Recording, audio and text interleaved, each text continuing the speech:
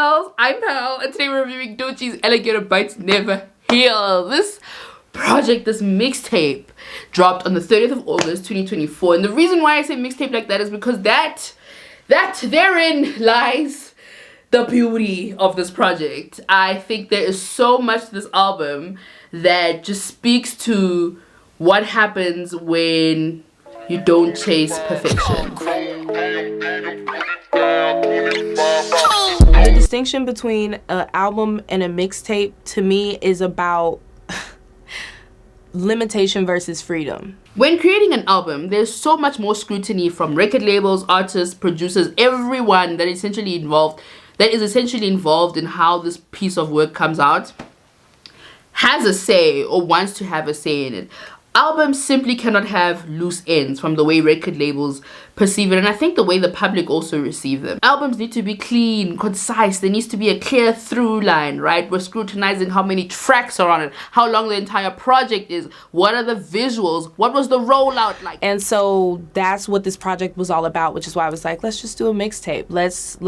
I want to just be able to cry and scream and color and scribble all over it and not have to worry about perfection, and just be able to detach myself from this idea of the perfect project. Doechii speaks to the fact that she just wanted to scribble. She had all this art on her heart, all this music, these ideas, these themes, these philosophies that she wanted to explore, and she felt that she could do that best through a mixtape, even though listening back you're like, this is an incredible body of work. There's a point at which people get so caught up on the semantics between album and mixtape that they relegate mixtapes to like this realm of uselessness or like artistic nonsense, and that couldn't be further from the truth. Because mixtapes come with so much creative freedom, you almost connect with the artist on their level as an artist, as somebody who wants to experiment with different sounds, as somebody who has many ideas and thoughts, as somebody who wants to talk about these things, as somebody who is creating things that aren't necessarily complete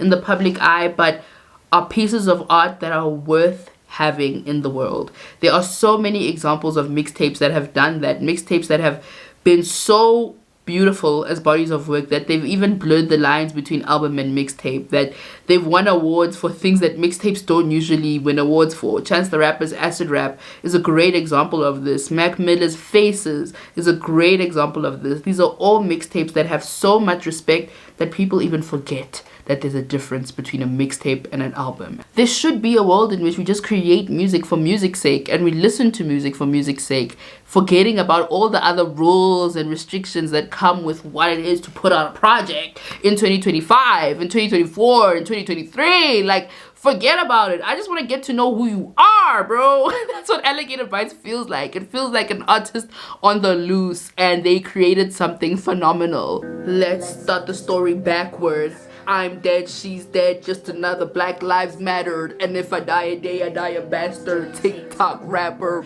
part-time YouTube actor, bust my shit and I must so relax. Listen to her. What do you even mean? That is such a punchy way to open a project. She literally reached out, took our hands, that's what it felt like to me, and said, I'm taking you on this journey. I'm telling you the story. I find out later on after watching a Cole Kushner interview that she wrote the song 3 years before Alligator Bites was even a concept. At the time, she wasn't even on TikTok. She just said TikTok rapper, and that's crazy because today she's like, mother on TikTok, what are you talking about? YouTube actor, we know her story with YouTube. She manifested it all and we saw it in 4K. You can still go watch it right now if you want to. But it takes you to where she was at the time. It takes you to the state of mind that she was in. It's kind of depressed, it's kind of sad, it's definitely very vulnerable, and that's something that we get a lot more of as the project proceeds. The production on it is very kind of like calm, synthy, a little bit mysterious. There are these beautiful kind of airy vocals, and then it's her rapping with a coarse, hard voice. Shooting the shit over some pretty production. Towards the end of the song, she poses all these questions. What if I die a Taurus? What if I die on purpose? What if it wasn't even worth it? What if I'm walking alone? What if I choke on a Slurpee? What if I make it big? What if my car exploded while I'm casually pumping the gas and smoking the cig? What if my life was loaded? Loaded with all this shit. Whole lot of, and a whole lot of, whole lot of, and a whole lot of kids. Do you get me? Anyway, so it's this very existential but also commanding, confident, open to a project where she is commanding, confident, and existential amongst other things. We get into Bullfrog after that, which is my personal favorite song. So titties on the up high. My titties are not on the up high, but you better believe that they're up here when I'm rapping the song. Bullfrog. Bitches ain't fucking with me. I make pensions, niggas penny pinching, okay? Cha-ching, I cop the new ring. Get out of here, bro. Get out of here. Truthfully, what I take from Bullfrog is one, a reference to Florida, where she's from, which she references a lot on this project. And Alligator itself is a very Floridian thing. She's posing with an albino alligator on the album cover, which speaks to her own kind of like feeling of like misfitness or difference in the context of Florida, which she does speak to a lot as well in her Cole Kushner interview. There are just these constant nods to Florida that she makes throughout the album, from the album artwork, the name of the album, to the name of Bullfrog, and the name of many other songs on this project. It does serve the purpose of giving the album context, but more importantly, giving Doechii context. Speaking of Florida, we go into Boiled Peanuts, which again is a nod to Florida, which I still don't know what boiled peanuts are, girl. Boiled peanuts, eh? Let me not judge other people's food. I know these things, dog. And they are delicious. And they are delicious with salt. It's simply too good. Oh, let me eat this in America. Period. Boiled peanuts, apparently, in America's context, are a very Floridian delicacy and snack. They sell it on the sides of the road just like they do out in Africa. If you know, you know. There's some very strong imagery and, should I say it? World building. I'm sorry, girl. I'm sorry. But there's a very strong imagery and painting of a picture that she does in Boiled Peanuts. It's a sunny day. The gang's all here. No chip on my shoulder. Haha. It's having fun. Like, she's with the gang. It's a sunny day. She's eating these sunflower seeds. She's leaving a trail of them behind her. Apparently, the reason why she included that lyric and that line was because sunflower seeds are a snack that people eat in Florida. And this idea of, like, when you're walking to spit it out, you're leaving a trail of them behind you, and those sunflower seeds grow into sunflowers. So she's speaking to the legacy that she's building for herself, what she's leaving behind. Florida, you can tell, represents a lot of kind of mixed feelings for Doechii. There's another song in which she says she's repping the city that hated her, or something like that. Even in her repping Florida, it almost feels like she has something to prove to them. So there is this conflict that she keeps speaking to over and over again in this project between herself and Florida, or her hometown, but she embraces it wholly, warts and all. I think she also interestingly embraces herself in proximity, or as a product of that place. Therefore, the albino alligator, which represents her. Something that is quintessentially Floridian, an alligator, but it's albino. So there's like a separation there, despite it being true to its roots. I think that is Doechii, and I think a lot of us can relate to that. Having a relationship with a place, maybe the idea of home for you is something that is so weird because you love it and you want to honor it and embrace it, but sometimes it doesn't seem to love you back or embrace you back in the same way. And it doesn't take away the fact that you love it, but it also doesn't take away the fact that it's been the source of a lot of pain for you. Let me stop talking first. I'm crying. Like, anyway, child. Remember old dude from 2019, nice clean, did me dirty in the laundry. Took a scroll through his IG just to get a DM from his wifey. The Nile's a River is the most streamed song on this entire project. Power of the internet, power of relatability, more than that. On this song, she tells a story. It's the first time on the entire project where she's really telling a story about something she's gone through in her life. This theme of relationships, having hurt in relationships, being done dirty in relationships, she proceeds to talk about a lot on the album, and it becomes a very core theme to the mixtape album. Tomato, okay, at this point. Anyway, she tells the story incredibly well. It's comical, funny, there's these characters, there's different inflections in her voice, different parts to the song. Like, there's so much about the song that is addictive. That's why different parts of it have gone viral. By a lot, you mean drugs? I wouldn't. Drugs? No, it's a natural plant.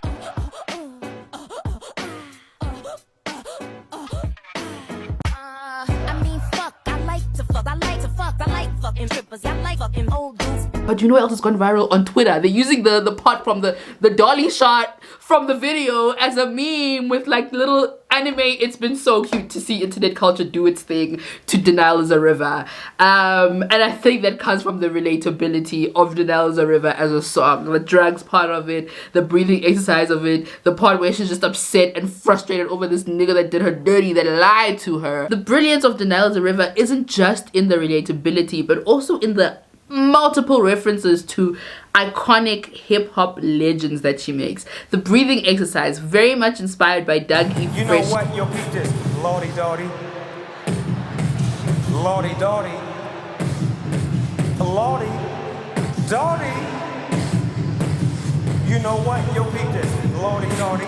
We like the party. She said she watched hours of Doechii Fresh doing his beatbox thing to emulate that, even though, to by her own admission, she did not do it very well. To us who don't know who is Doechii Fresh, who don't know the, you know, the history and the lore around beatboxing, we're like, oh my gosh, she ate that and that is so fun, you know what I mean? But like the OGs know. Anyway, she does this nod to Doechii Fresh, which is a nod to hip-hop tradition, hip-hop history, and then at the end of the song she ends it on Woosa, which turns into Tell a Bitch Woo-ha, which is an interpolation of Woo-ha by Busta Rhymes.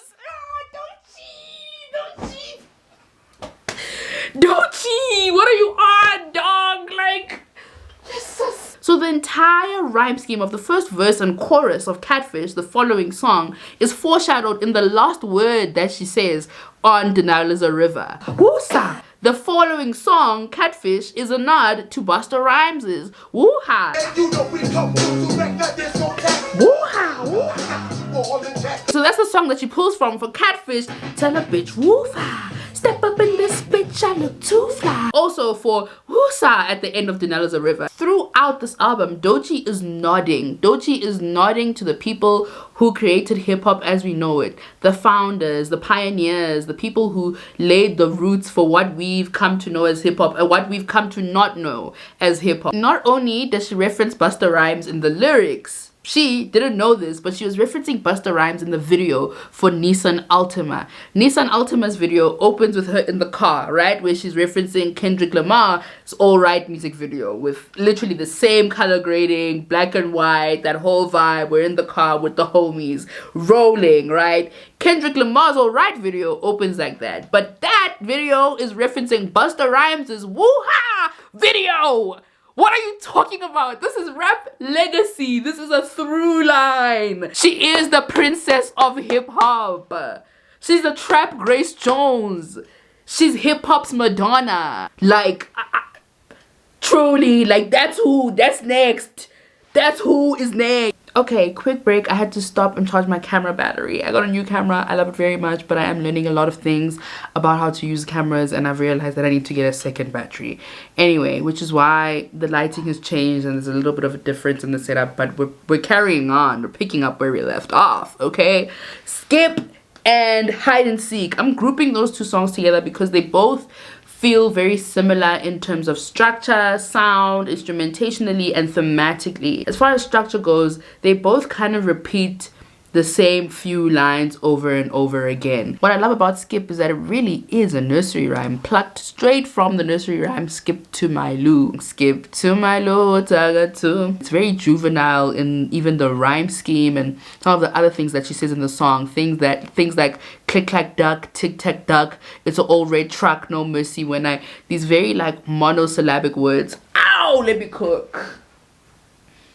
Where did that word come from? Monosyllabic, and it is. Anyway, these words that have one syllable and a very clear rhyme scheme, then when they come together, it feels very much like you're reading a children's book. Yeah, it's just full of these childlike rhymes that feel very obvious, but they've been pulled out of their context and put into the context of some very grown-up and adult themes. This is something that, believe it or not, MF Doom does a lot. MF Doom is known and loved and respected for. In fact, a very big part of MF Doom's brand is that he plays around with these comic book characters, right? These pieces of media and texts that are made for children, and he puts them into a very grown-up, hectic context where he talks about drugs, violence, sex, and his life as a black man in America. The reason why I bring this up is because Doechii has referenced MF Doom as a very big influence in her philosophy around rap and hip-hop and music and performance. A lot of MF Doom's own philosophies come through in Doechii's music, and I think this song is another one of those clear kind of nods at the influences that have made Doechii who she is today. So yeah, I think between Skip and Hide and Seek, which is titled after a children's game, and the rhyme scheme also is quite simplistic, I think Doechii has taken themes and ideas that are quite juvenile and innocent and pure and juxtaposed them with themes that are rugged and grown and difficult. So Bloom, before I jumble the rest of the songs up together and speak more to the themes that they carry, Bloom is probably the first part on this album where Doechii is fully singing. Found a place to bloom,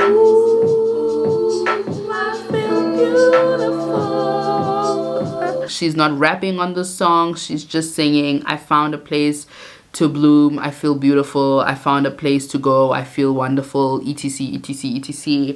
This song, first of all, I've seen people use a lot on their Instagram stories because it's such a pretty song.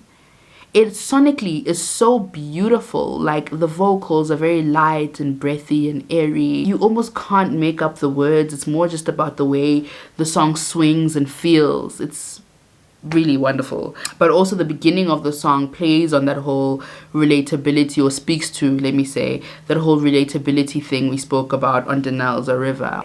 Nope. God made a day 24 hours. Yeah. It's not a lot of time. Because you just can't do it all in one moment. There's past, present. I think there's real magic in Doechii just documenting her life as much as she did, or as much as she has through the years. There's something about looking at that stuff retrospectively and seeing how far you've come. Something about that is very motivational, and something about that is also very relatable in an age where so many of us document our lives and speak to cameras about our dreams. To see someone who's living their dream but also has like evidence of manifesting it, years and years of evidence of manifesting it, is so special. And I think that's one of the many things that makes Doechii as respected and loved as she is today by so many different demographics. That's something that a lot of young people can relate to, even though there's so much that she does that older people can also relate to. She's so amazing. So between Bloom and Prophet, I've split the tracks up according to what they make me feel like and what I'm picking up. I'm not gonna get into every single one of the songs, unfortunately, but between Bloom and Prophet, the album kind of slows down. She really like makes it calm and mellow. She continues to rap on the other songs, but even the raps are a lot more chilled and relaxed. I love Wait. Wait is one of my favorite songs on the album. I think it was my first favorite song on the album. Wait also feels like a moment of acceptance for Doechii. She's conceded that, like, okay, these are the times that we are in, there's nothing I can do about. No need to bring fall back in August, September. You should just fall back and wait. There's nothing you can do. Just eat what's on your plate, which is what they say on the song as well. It goes back to the voice memo at the beginning of Bloom, where the lady is like, bro, there's only 24 hours in the day. There's only so much you can do, and just exist and do your best, bro. So yeah, there's this idea of the passing of time and kind of being stuck in a dark place and not knowing when it's gonna end, even after she signed to TDE. In fact, signing to TDE or signing to a label is the source of a lot of her problems. Like, interestingly, it becomes the source of a lot of her struggles and difficulties as an artist and a creative. So throughout this album, there are these notions of her being quite vulnerable, and her being quite frustrated creatively, which ties perfectly into the reasoning behind her making this a mixtape, this desire to just create something with as much freedom as possible. There are so many lyrics and points in this album where she speaks to genuine frustrations with her label, being upset about not being able to create as freely as she wants to create, and struggling with her own self-doubt, her looking also to the label for direction all the time instead of just trusting her own gut and doing something. Between track 8 and track 11, so that's Bloom, Wait, Death Roll, Profit, there's a lot of talking there about the label. On Profit, she says, and I quote, "My label hate the direction I'm going. They knock my shit." On Death Roll, she says, "I love the way my ideas feel when I'm not scared." She says, "I wonder what the label sees in a bitch this black." And there's many moments in this album where she speaks to her skin tone. Apparently, she's going to speak a lot more to colorism. I can't wait. Not that I'm excited about colorism. Don't get me wrong. But like, she's going to speak a lot more about being a dark-skinned woman in the new album. And I am very eager for a lot of that. I think the little moments that we get in this album where she sprinkles in, you know, references to Grace Jones. I'm the trap Grace Jones, and I want a crap thing on. I'm a black bitch, purple smoker, you know, that whole thing. Like, there's moments where she sprinkles it in and it goes so hard and it hits so hard. Ultimately, there's a lot of vulnerability between track 8 and track 11. Bloom, Wait, Profit, and Death Roll, all those songs, yeah, all those songs are very kind of like slowed down and one-on-one with Doechii. And then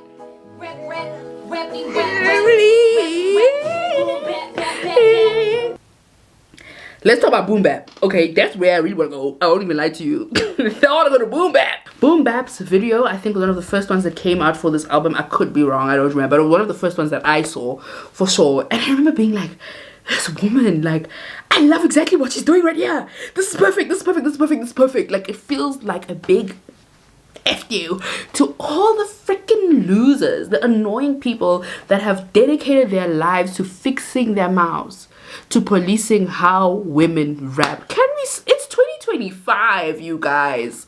It's 2025. Even just the idea of, oh, best female rapper out. Shut up with that. Like, oh my god. Because she's this female rapper, there are a lot of things that are tied to it, a lot of ideas that are tied to it. We want her to make it bounce and clap, which is why I said, and it bounce and it clap and it boom and it bap. She's everything, right? She does the whole like bad bitch vibe, and she really does know how to make a bop. Like, she really does know how to make a bop. In fact, the song that she references here, What It Is, numero uno, what it is, what it is, what it is, what it is, what it is, what the fuck is it? Is a song that people were like, why can't you make more music like What It Is? Or Persuasive. I've recently saw people being like, oh my god, is she the girl who did Persuasive? Why didn't she stick to, oh my god, how can you miss the point so dramatically, so tragically? Anyway, that's not to say that boom bap isn't artistically phenomenal in its own way and upholds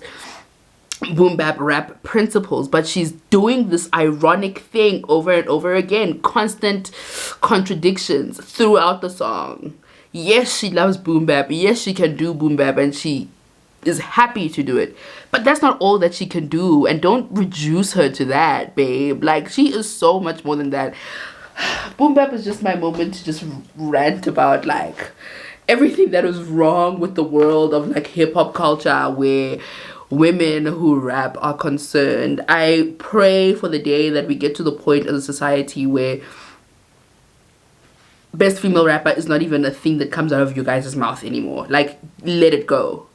Let it go, please. For the love of God, let it go. Sonically, something very cool that Doechii does is she references Get Up on the Phone. I see jigaboos. If you don't know, until I'm mastered, what are you talking about? Can you please pray for me? Get down on the phone. Said it won't be long. I see jigaboos. I see styrofoam. My will go and break. And then we go wrong. I see jigaboos. I see styrofoam. Get this. Get up on the phone. Right. And Doechii says, get up on the phone. Tell him it's a rap, nigga. Get up on the phone. Tell it's all rap, nigga. And it's rap, and it bap, and it bounce, and it clap, and it. It's everything. I'm everything. boom bap, feels like a here nigga damn song, and I think it's amazing that it's a here nigga damn song because it almost frames it as like a I can do this in my sleep kind of thing. So here you guys go. And what's crazy, what's another irony to it, is that it really actually is a brilliant song sonically. Like, it's a great song that she can do in her sleep. So ask for more, get creative. Like, I trust you guys. Believe in yourselves to ask better questions, please. Okay, Nissan Altima feels like a classic braggadocious rap song. Put the motherfucking money in my motherfucking hands. I'm in Gucci in a bonnet, spending motherfucking bands. I got haters, I got fans, I got stands in the stands. Do I love her or they hate her? Either way, they spending bands. I could really give her. She is rapping her ass off, talking about how phenomenal she is. She's the princess, the rap princess, as she calls herself. And it comes through so much on Nissan Altima. She disses men on Nissan Altima, talking about she swapped the old nigga for a bitch named Nunu. I love her so much. On the song, she references Ludacris's Move Bitch, right? Classic hip hop song, classic rap song. Right? Ludacris, on the other hand,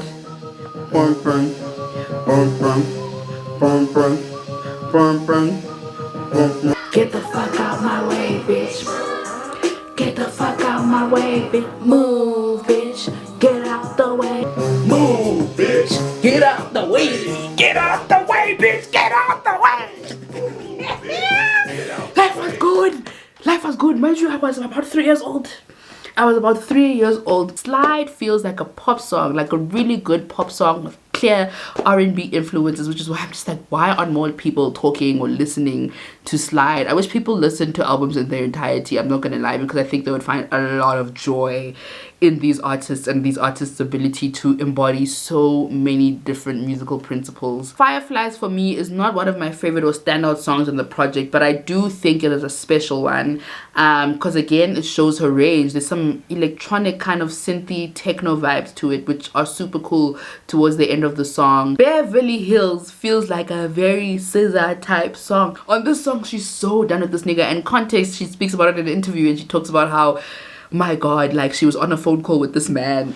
She's so relatable, it's crazy. She was on a phone call with this man that she like was having a thing with or had been in a thing with for years, and after a while like they kind of drifted apart, but she called him and she still kind of had a crush on him, and she was listening to him talk and this nigga was just talking shit and she was so over him. You like, when you really get so over someone on the call, like, oh, he's a kind of a loser. What was I seeing in this guy? Anyway, and so she gets off the phone and this is her reaction. Her reaction is, It's dead. I'm not hitting him up anymore. For me, that is just very relatable. That is just very relatable. Like, how many times has that happened where you're like, what was I thinking? Anyway, so that's Beverly Hills, and that's how it opens, which as far as like the relationship commentary goes, it feels similar to like SZA's kind of like formula, right? So she ends the album on Alligator Bites Never Heal. That guitar is so pretty. Guys, I'm having some hectic technical difficulties, so I've had to move to my phone, and I just wanted to say or wrap up the review by saying that Alligator Bites Never Heal is a very beautiful way to close it off. The song is very light and airy and just kind of calming and makes you move with it. Doechii does that vibe a number of times on this project, I think 2 or 3 times before, and I think it just speaks to her versatility and her range as an artist who really can do everything, who really is everything. At the end of the day, it is a mixtape. She has put all these influences, ideas, sounds, and sonics into the project and created just an incredible body of work that speaks to her own greatness as an artist. I can't wait to hear what she puts in an album, but I think this is a very beautiful way to say, hey guys, I'm Doechii, to a big world that didn't know her before Alligator Bites Never Heal. This entire mixtape is a testament to Doechii's greatness as an artist and her importance to the world of hip-hop, rap, and music in general, her undeniability. I wish there's so much more I wanted to say, but I can't do it on my phone right now. So I'm gonna wrap it up here, but please follow me on TikTok because I really do be unpacking a lot of these stuff in much greater depth, or like picking smaller things to focus on TikTok in that content. So maybe follow me there. Otherwise, thanks for watching, And yeah, please leave a comment. I love hearing what people think about this kind of stuff, and having these conversations in the comment section with y'all. And yeah, subscribe so we can be pals. Bye.